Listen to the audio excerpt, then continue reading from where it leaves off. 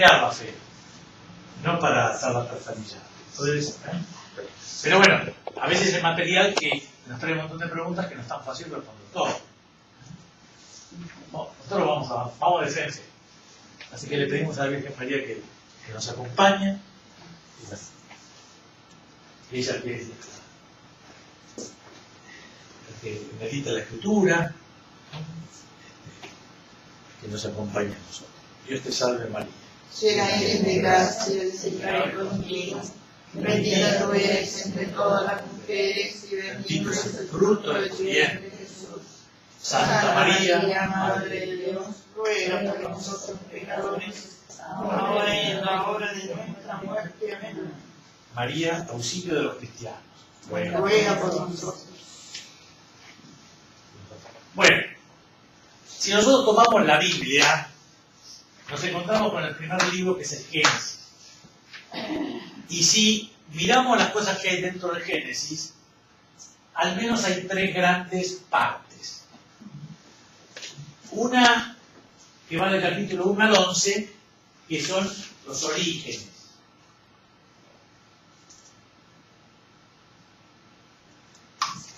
Del 12 al 36, que son las tradiciones patriarcales.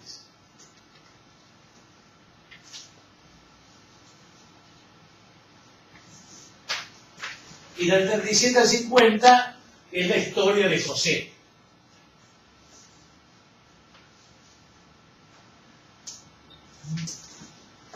Son, digamos así, tres, no solamente son tres partes, sino son en general géneros literarios distintos.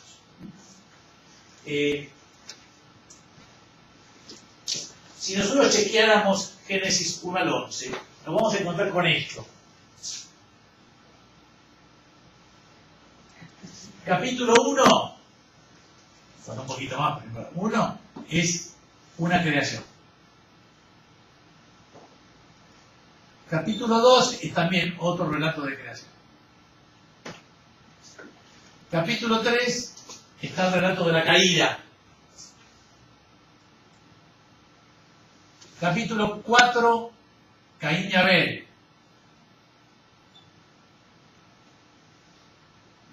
Capítulo 6 al 9, el diluvio. Y capítulo 11, la torre de Babel.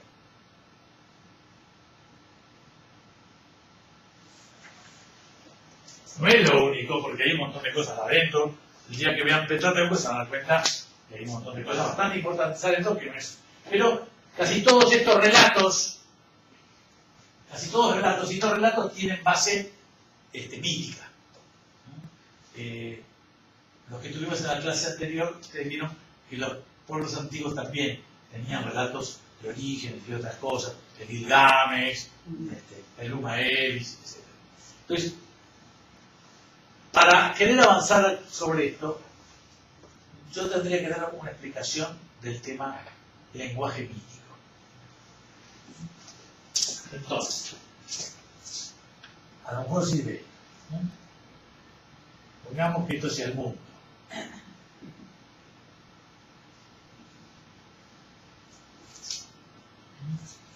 Esta es nuestra pantalla. Nosotros solamente captamos lo que está dentro del espacio y el tiempo. Eso lo captamos bien. Kant y compañía. Son nuestros anteojos. Si nos sacan de ahí, se nos empaña. Todo lo captamos con espacio y tiempo. Ahora, si yo a veces me pregunto, ¿qué había antes de todo esto? ¿O qué va a haber cuando todo esto se acabe?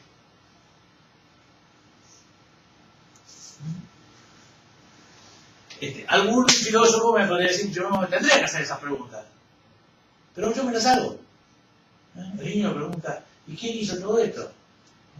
Y si hay una guerra, mamá, y se vuelve a todo, ¿dónde vamos? Hasta un niño pregunta, que es más filósofo que todo el mundo. Bueno, no tienen miedo de preguntar. Entonces, en estos dos lugares, antes y después de todo el espacio y tiempo, nosotros tenemos, el espíritu humano tiene una especie de lenguaje mítico, es decir, un collage de cosas de este mundo mezclado que me da la sensación de que está fuera de este mundo. Y por lo tanto me puedo preguntar y puedo ensayar respuestas, que si no ni siquiera podría hablar. Un ejemplo. Yo a veces lo he hecho con chicos chiquitos. No lo hagan con grandes, que les va a fracasar, porque los grandes, Claro, además de no pensar, tampoco tienen imaginación. Entonces, yo a los chicos les digo, a ver, dibújenme el cielo, pero como si ustedes filmaran, ¿qué le pondrían para poner que yo me dé cuenta que esa escena está en el cielo? Siempre va a haber un chiquito que la catequista sabienda que dice, no padre, pero el cielo no es un espacio ni un lugar. Queda tranquilo que eso no entiende ni tu catequista. Entonces, ¿qué hacen los chicos? Los chicos, algunos dibujan un piso de nubes. Otros, sobre esas nubes, a lo mejor ponen una puerta colgada. Otros van a poner un sillón. Otros, una montaña. Otros, un jardín. Otros más intelectuales, luz. Cualquier chico de cualquier país del mundo más o menos tiene las mismas imágenes.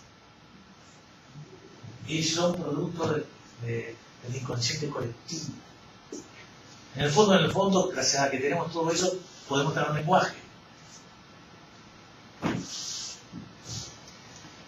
Bueno, el lenguaje mítico y los mitos, en el siglo XVIII y XIX, y también en el siglo XX algunos, siempre se dice que el mito es algo que no es verdadero. Lo que no es verdadero es eso que están diciendo. El mito siempre es verdadero. Lo que pasa es que trabaja en otra dimensión. Trabaja con símbolos. Pero siempre es verdadero porque entra dentro de un sistema con significado. Freud mismo tuvo que usar mito para explicar un poco, por ejemplo, el complejo de Edipo. Camus usa el mito de Sísifo para explicar el drama del hombre, etc. Gracias a Jung, nosotros hemos recuperado la simbología que tiene que ver. Nosotros funcionamos con estas cosas. Entonces, nosotros no podemos extrañarnos que la Biblia, para hablar de los eventos primordiales, lo que existió antes de la historia, antes del mundo, antes de la creación, tenga necesidad de usar lenguaje mítico. Porque está mirando un mundo que para adelante o para atrás se trasciende esto. Es la única forma de enganchar. Sobre el tema símbolos, etc., se puede extraer muchas más cosas, más delicadas. Pero eso es un poco para defender. En el apuntecito yo les puse ahí, puedo decir alguna cosa más. ¿Qué es un relato mítico? Es un relato que usa lenguaje intuitivo y poético e intenta no solo dar respuestas a las preguntas del hombre, sino busca dar seguridad. Aquí está. Yo, esto, hace 40 años que estoy hablando sobre el tema mito, porque como me encantan las religiones, me acuerdo que tenía 11 años, leí el segundo tomo de Historia de las Religiones de Kenia. Y como soy un niño argentino, esperé 20 años para el tercer tomo. Igual tenía muchos errores, pero a mí me encantaba el tema religioso. Pero bueno, fíjense, yo siempre decía que el mito es un lenguaje para responder a las grandes preguntas que se hace el hombre. ¿Qué es la muerte? ¿Quién hizo el mundo? ¿Qué hay al final? ¿Qué es el sexo? ¿Por qué el trabajo? ¿Por qué el mal? ¿El sufrimiento? Etc. Pero estaba equivocado, porque eso es un pedacito nada más de todo lo que funciona. Fíjense, a ver si se me sale acá. El mito es una partitura,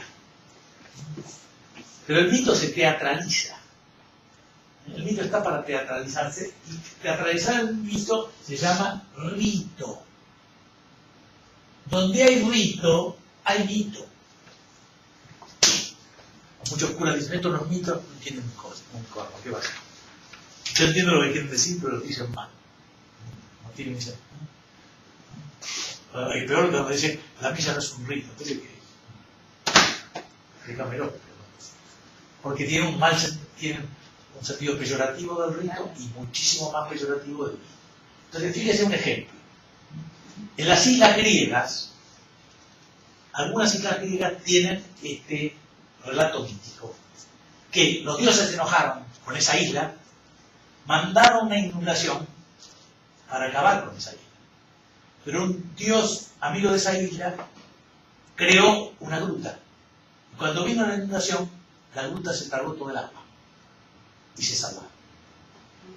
Entonces, ese relato lo guardan para el primer año, el día del primer año, y en el año nuevo, ¿qué hacen? Toda la población con cestas lleva agua y va a la gruta de la ciudad, la montaña, y tira agua en la gruta para mantenerla activa. Para que si alguna vez pasa algo, esa gruta le vuelva a ser humana. O sea, los mitos y los ritos no son para dar conocimiento, sino para dar seguridad existencial. Para eso está el relato de la creación, para eso está el relato del diluvio.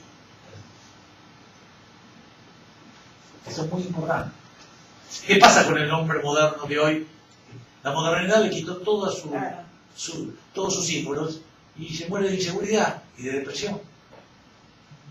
La mayoría de nuestros amigos que están acá van al brujito de la esquina porque ese es el único que les da seguridad. Porque el cura que está ahí, vos decís, tengo este sueño, tengo esta... ¿qué es lo que te vaya psicólogo, psiquiatra?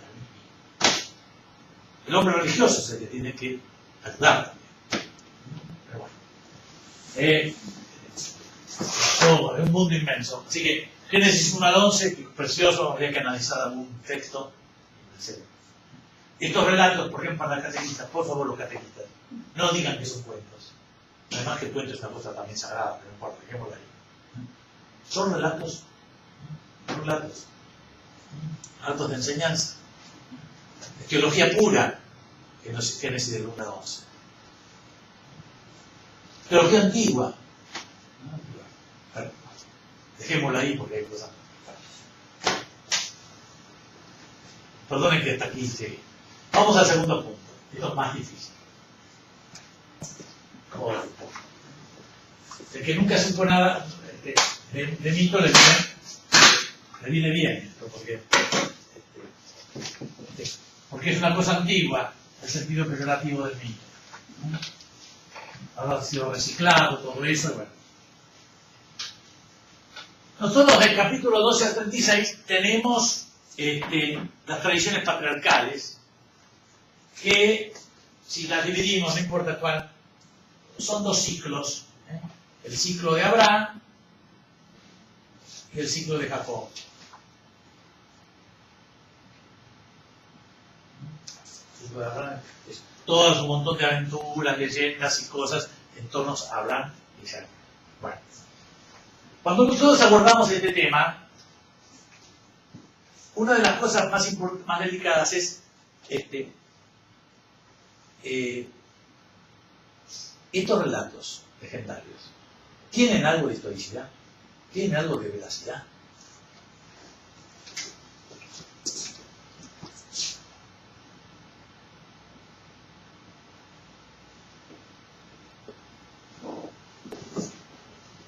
Entonces, hay que partir de que el siglo XIX y parte del comienzo del siglo XX, siglo XVIII, siglo XIX, parte del siglo XX, siempre dijeron que estos relatos no eran históricos, ¿no?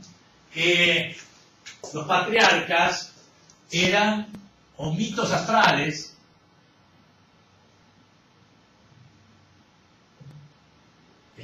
que van trasladándose y ustedes lo ven como se trasladan de un lugar a otro, o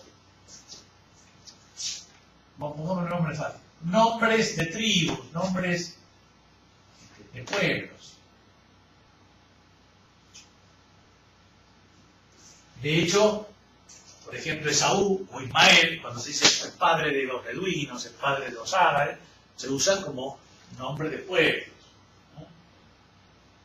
Entonces, de todo este núcleo que cubre 30 capítulos, ¿qué nos queda? Entonces, yo ahora voy a decir 4 o 5 cosas por las cuales de este núcleo legendario, etcétera, hay cosas que prueban cierto grado de historicidad. Porque también tenemos que tener en cuenta que estos pueblos no tenían escritura. Y que estas tradiciones se escribieron 1000 años después que sucedió.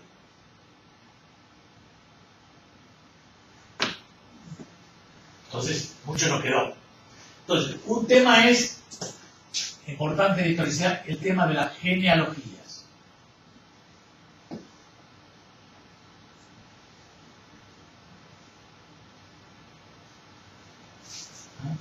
Abraham engendró a tal, y tal engendró a tal, y tal engendró a tal. La lista de los grandes de las tribus. Bueno, ¿qué dicen los historiadores ahora?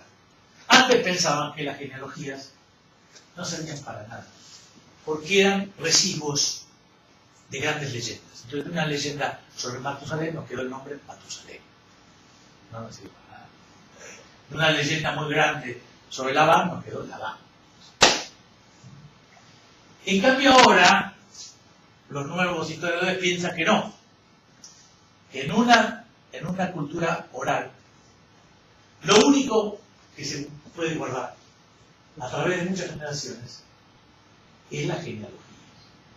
Y la genealogía es el comienzo de la historia. Para algunos es prosa. Es una línea que va uniendo antepasados. No pueden aprender todo, pero eso sí. Y eso generalmente tiene que ver. Por ejemplo, los pueblos polinesios, en sus cantos nocturnos, que repiten los mismos nombres, y que todos son de memoria, de la manera que el chico cuando el cantor se le olvidó algo le dice, no, eso, bueno, sigue todo, esa especie de memoria popular. Si uno estudia eso, muchas veces nos dan indicaciones de cómo fue el viaje, porque viajaron por todo el Pacífico para llegar hasta ahí. Por dónde pasaron. Las genealogías nos hablan de la etnia, nos hablan de las conexiones entre familiares, entre grupos, etc. Bueno, otro tema interesante es los nombres.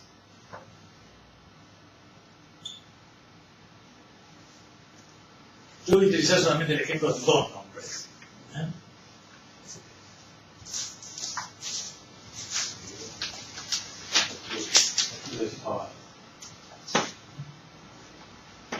Por ejemplo, el nombre de Isaac.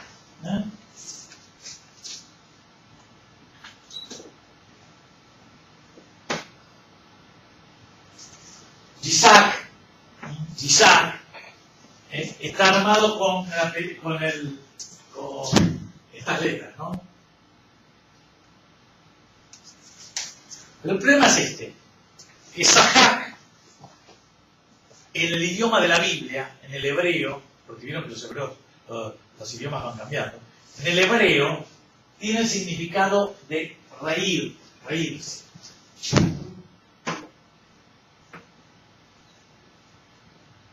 Es un nombre de un patriarca, así que es un nombre que tiene seguramente la parte sagrada de Dios, ¿no? Isaac, él querría decir que Dios se ría de este niño. Pero en la Biblia, reírse, cuando Dios se ríe de alguien, Dios se ríe del malvado, del orgulloso, y se ríe porque lo va a destruir. Entonces, ¿cómo se le ocurrieron poner este nombre tan ridículo a un patriarca? La Biblia no entiende por qué le pusieron este nombre. Y entonces rodea al patriarca Isaac de varias leyendas que dicen que Sara se rió cuando le dijeron que iba a ser madre, que Abraham se rió cuando le dijeron que esta vieja que los demás se rieron de alegría, ¿no? O que Ismael jugaba con Isaac y usaban también el nombre de Isaac. Un montón de vueltas para explicar el nombre, porque ellos no entienden este nombre, porque es un nombre no encaja con su idioma. Pero nosotros, que como somos ya siglo XX, XXI, somos especialistas de lenguas semíticas, sabemos que Sahak quiere decir, en el semítico antiguo, no quiere decir reírse, sino sonreír. Tiene una semántica más amplia. Entonces también, ahí sí se entiende que Dios le sonríe a este niño, es lo mismo que bendecirlo, que sea misericordioso. En la bendición sacerdotal, nos decimos nosotros que Dios te muestre tu rostro, y ilumine su rostro sobre ti. Entonces, esto que prueba, este nombre que ellos retuvieron y que en el siglo 1000 a.C. escribieron en la Biblia, ellos no lo entendían. Y si no lo entendían, no lo pudieron inventar. Lo recibieron de la tradición. Y es un nombre que tiene sentido, pero muchos siglos antes que era sido escrito en la Biblia. ¿Entienden? O sea, el estudio de los nombres, vos también, ¿no? Hace ver que esos nombres ellos los han recibido, no los han inventado. Este tema es muy importante porque el mundo antiguo no tiene crítica histórica, no tiene sentido histórico. Por ejemplo, un ejemplo de falta de sentido histórico. Esto es el Renacimiento. Por ejemplo, los autores venecianos, los pintores venecianos del Renacimiento,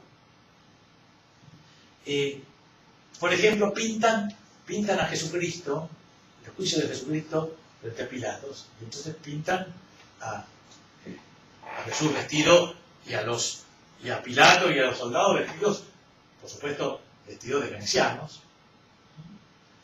y ponen una ventana detrás de Jesús, y detrás de la ventana está la rada de Venecia, el puerto de Venecia. Porque ellos así pintan un palacio, y eso y nadie le dijo, no, está mal pintado, habrán dicho hermosísimo, los colores son preciosos.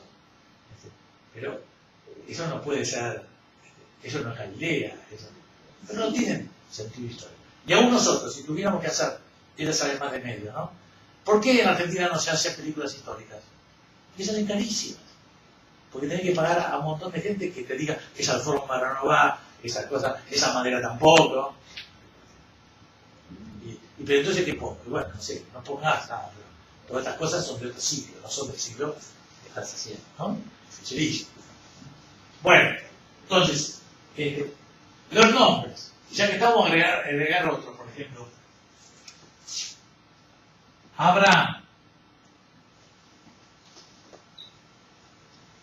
Abraham, aunque nosotros no encontramos ese nombre en el listado de las tablillas, porque encontramos algo, no es que encontramos todo, tiene sentido en el mundo antiguo. Ab quiere decir padre, ¿no? Abba, la B y la P lo mismo. Abba. Y Rum quiere decir levantar. Entonces puedes tener varios sentidos. Puede ser exaltación del padre o al revés. Levantado por el padre. Recuerden que los chicos, si no los levantaba el padre, no eran reconocidos. Abraham. Este nombre se usa para regiones, pero nosotros todavía no lo encontramos en una persona. En cambio, un nombre parecido,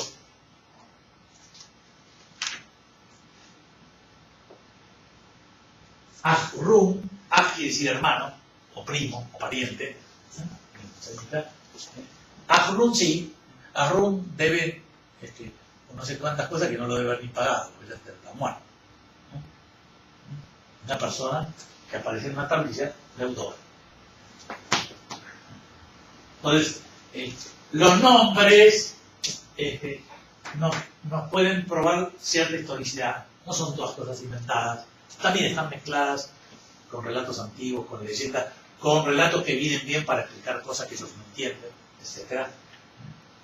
Hay relatos que están al lado de Abraham o al lado de Jacob para hacer grande a Jacob, grande a Jacob. Además de los nombres, las costumbres que aparecen en estos dos ciclos de Abraham y de Jacob no son del mundo israelita que escribe. Por ejemplo, está prohibido por el decálogo que se tenga hijos legítimos de una mujer, de otra persona que no sea tu mujer legítima. Abraham tiene hijos legítimos de su esclava. Eso está prohibido. ¿Y cómo llegó a esto y sin dañar a Abraham? Lo que pasa es... Sara le dijo que... Sí, bueno, pero igual. Si vos haces lo mismo con tu marido, igual. Pero... No digo marido. Entonces, no, lo que pasa es que, por ejemplo, como la... No, sí, como el relato eso de las costumbres. Por ejemplo, en el código de Hammurabi, una sacerdotisa, una sacerdotisa muy importante, casi única, ¿no? La Naditu de Babilonia, que tiene que ser por ley virgen, de sacerdotisa. Ustedes piensan, esta mujer de Jet Set, que tiene millones y millones, palacios y cosas, ¿a quién se lo va a dejar? No se lo va a poder comer ella. ¿Y para quién está trabajando? Entonces, la ley le permite elegir una esclava y entregársela a su marido, y ella, a través de esa esclava, tener hijos legítimos que la hereden. Y no está trabajando, puede. ¿Entienden? Bueno, porque vimos también que el código de Hammurabi tiene mucho. No es el mismo caso que Abraham, pero bueno. Y lo mismo, por ejemplo, Labán. En la economía antigua, como no tenía el movimiento que tenemos ahora, está prohibido vender la tierra familiar. Está prohibido. Porque si vos la vendés después, ¿quién charla con tu hijo? ¿Cómo? Posible. Entonces, no hay ascenso social, no hay nada en la época antigua. Entonces, ¿cómo hace una persona que ya es anciana, que tiene campos y que no tiene ya cómo hacer? ¿Cómo le paga a sus obreros? Entonces, en el caso de Labán, le paga adoptándolo como hijo, para que él herede como pago. Labán y Jacob. El tema de la adopción como forma de pago. Por supuesto que lo está también en el código de Gabón. Bien, ¿está esto? Bueno, hasta aquí, ¿está bien? Bueno. ¿Cuánto me queda? Un poquito más. Son 7 y 5, así que tienen más. Bueno, ¿quieren meterse en un tema complejo? Lindo. Sí. Que le va a hacer pensar. Entonces vamos a... Esto con el permiso de ustedes. Porque también están los otros. Padre, impresionante que pase. Sí. Y el coso, el 5, la caída del Canín y Abel es 4. Sí. O hay entre 4 y 5 y después el otro. Y Del 6 al 9, diluvio. Sí, el 4 y el 5 es el Canín y Abel. El 4. 4 son y el 5 donde Pero queda. no, está, porque hay genealogía. No, pensé que yo había entrado. Está muy bien. 5, el capítulo 5, toda una genealogía. Y el 10. Y el 10 también. El 10 no es una genealogía, pero es una tabla de los pueblos. Pues, bueno, gracias. Que está dentro del tema genealógico, pero lo dejo ahí. Bien. Gracias. Vayamos entonces a un tema más difícil, que van a tener que usar la Biblia. Entonces, nos ayuda también porque después vamos a hablar a Moisés. ¿Sí? Entonces, este tema, ¿sabe cómo se llama? Se llama la religión de los patriarcas. La religión de los patriarcas.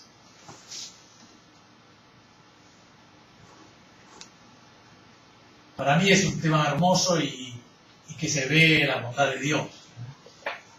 Por supuesto que la Biblia no lo puede entender esto, pero no le alcanza al doctor Sagardó para entenderlo. Pero nos deja el versículo.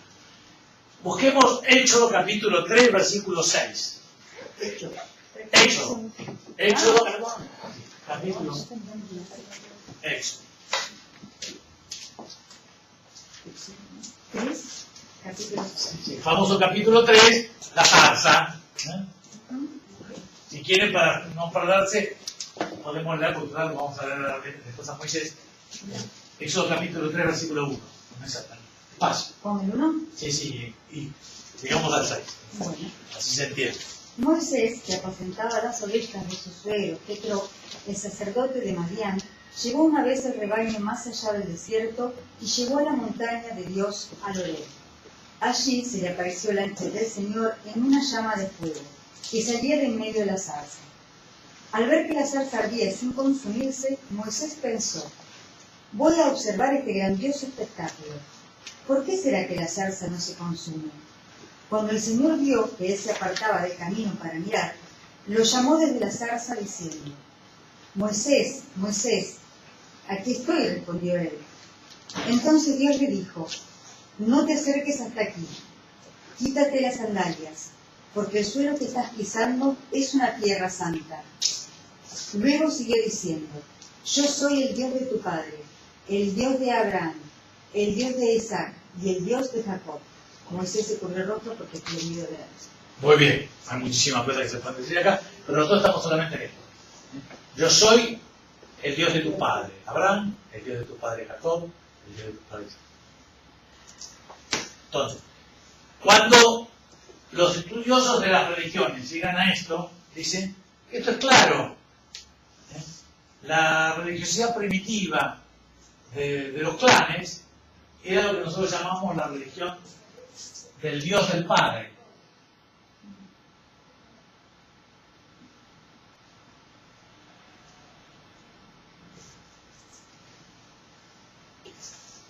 ¿En qué consiste la religión del Dios del Padre de los clanes? Entonces, la idea sería esta. Acá tenemos un clan, ¿no? Acá otro.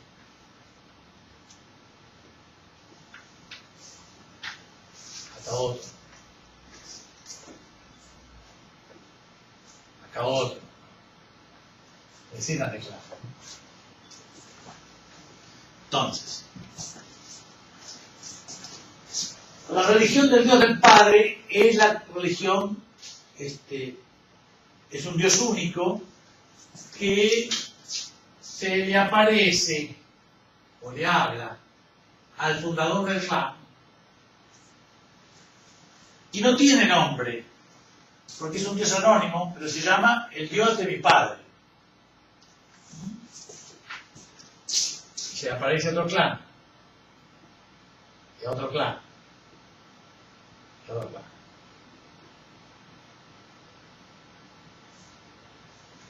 Pero atenti esto, Yo soy el Dios de tu padre Abraham, de tu padre Isaac, de tu padre Jacob, de tu padre Israel, etcétera, etcétera.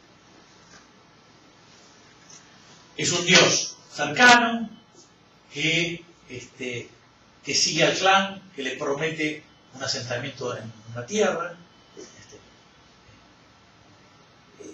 tiene un sistema de monolatría, solamente adoran a esa divinidad. Que existan todos dioses, eso no me interesa, es el Dios del clan. Pero atenti esto, no sé si se dieron cuenta del problema, ¿no? El Dios de Abraham, el Dios de Isaac, el Dios de Jacob. Todos estos van a formar Israel. Una forma práctica para unir todo es hacer familiares a todos estos, que no tienen nada que ver.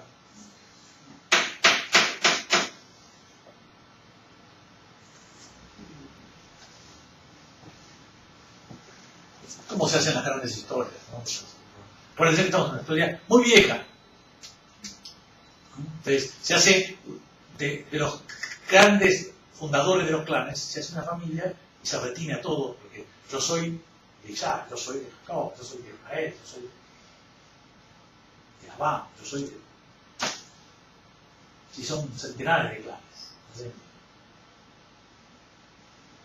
La historia que nos trae la Biblia es una historia resumida, más condensada y mucho más trabajada de lo que nosotros pensamos. Las mismas tradiciones al correr se van amalgamando así. Eso no va en contra de nada. Y eso le da también importancia a Jacob, a Isaac, aunque parezca poquito, a Israel. Por ejemplo, Israel. Como no entra en la familia, es el segundo nombre de Jacob. Entra de casualidad. Pero es el nombre que va a tener todo el pueblo después.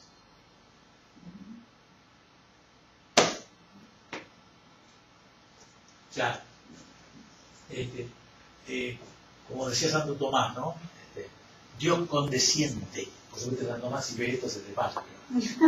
Dios condesciende, o sea, Dios se inclina hacia el pueblo y elige un pueblo y lo sigue, no fuerza su camino religioso. Lo va a ir llevando.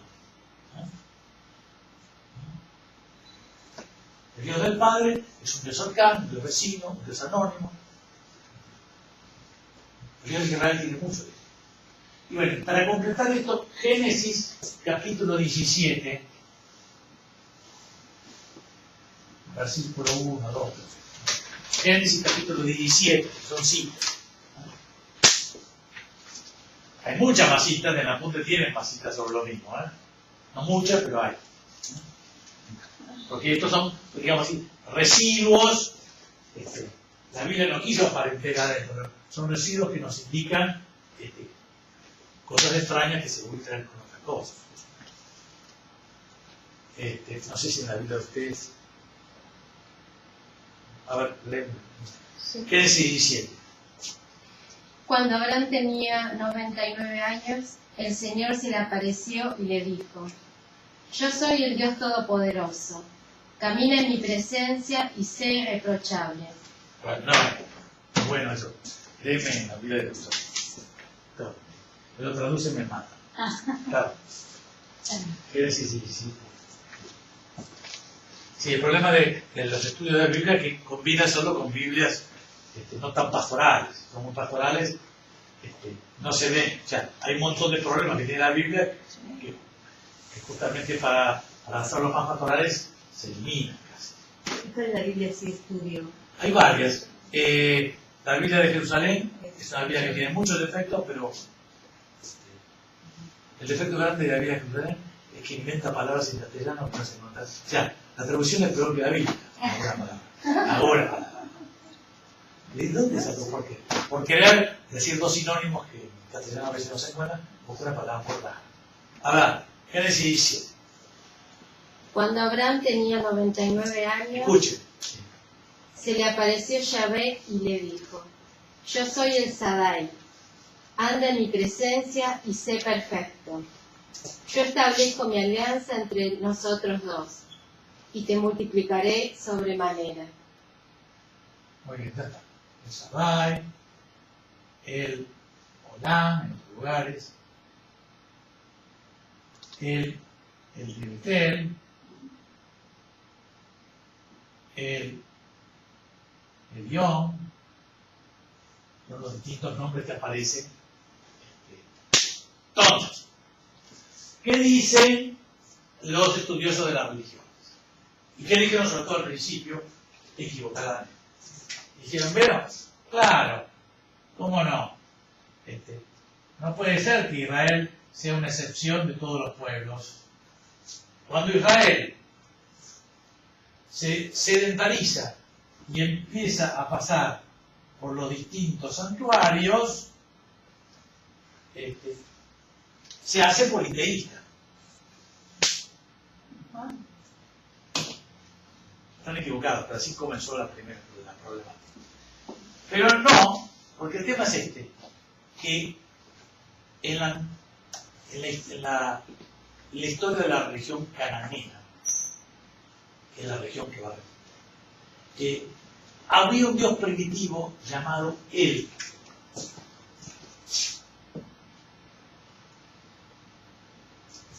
Que es un Dios creador, es un Dios trascendente, es un Dios que se revela en sueños, es un Dios todopoderoso. Y estos no son dioses distintos, sino que son, como parecieron nosotros con la Virgen, son como advocaciones del Dios. Él, por ejemplo, el Olá, es decir, el Dios, mal traducido, por ejemplo así, el Dios eterno, Él, el eterno. Él, el que habita en Betel. Él, Elión quiere decir altísimo. Y el Shaddai, toda la Biblia lo traducen mal, porque algunos ponen el Dios de las llanuras, otros ponen el Dios de las montañas. Aquí queda. ¿Saben por qué? Porque no son pueblos pastores. Nosotros que somos pueblos pastores, el Shaddai se quiere traducir el Dios de las pampas. Las pampas son las mesetas altas donde hay pasto, fundamental para el pastor. Nosotros porque tenemos una llanura rarísima que no tiene árboles y que se parece a las pampas, hemos puesto pampas a la llanura. Pero el nombre exacto es la pampa del Pocho, el Córdoba, ¿verdad? Son las mesetas. Los que tienen montañas saben que es así. Hacia eso hay que, la veranada es ir hacia allá. Son lugares donde están a veces cubiertos de nieve y en verano son espléndidos. Ahí tiene que ir el pastor en verano, para no consumir el pasto del valle. El Shaddai, el Olá, el Betel. Bueno, miren interesante. Con el Dios del Padre, las raíces de Israel van conociendo un Dios cercano. Y con Dios, Él, un Dios trascendente, origen de todo, que se revela, etc. O sea, las dos grandes características de Yahvé, ¿no? Cercanía, intimidad y al mismo tiempo trascendencia. Y en los dos caminos no se aparta de, en este caso, de la monolatría, y acá no cae en politismo. Es un Dios único. Bajo ese nombre va. Además, él va pasando por estos lados y se va haciendo dueño de estos lugares sagrados. Ustedes saben que los lugares sagrados no se pueden cambiar. Yo me acuerdo que estaba en Alemania. Yo en Alemania ahora sí, no entiendo qué es. Leo un poco, pero no mucho. Pido vacaciones al cuello. Pero bueno, y estuve visitando el museo grecolatino, ¿verdad? De Colonia, la Colonia. Y entonces ahí, Colonia tiene la característica esta, de que en la catedral